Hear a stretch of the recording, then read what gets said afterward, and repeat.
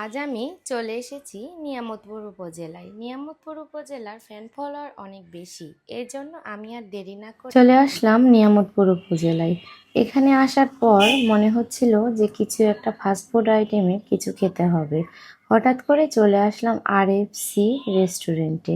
এখানে যে ছোটোখাটো রেস্টুরেন্ট হলো, এই রেস্টুরেন্টটি যে এতটা সুন্দর তা আমি জানতাম না। হঠাৎ করে এখানে চলে আসলাম, এসে আমি একটা পিৎজা অর্ডার করে ফেললাম। এখানে পিৎজা খেতে যে এতটা মজা আমি না খেলে বুঝতে পারতাম না। আমার বাচ্চাকে সঙ্গে করে নিয়ে আমি এই যে পিৎজা খাচ্ছিলাম, ও অনেক মজা করে খাচ্ছিল আমার সঙ্গে। তারপর আমি একটু নিজে নিজে টেস্ট করে দেখলাম, আসলেই অনেকটা টেস্ট, অনেক মজা এখানকার পিৎজা।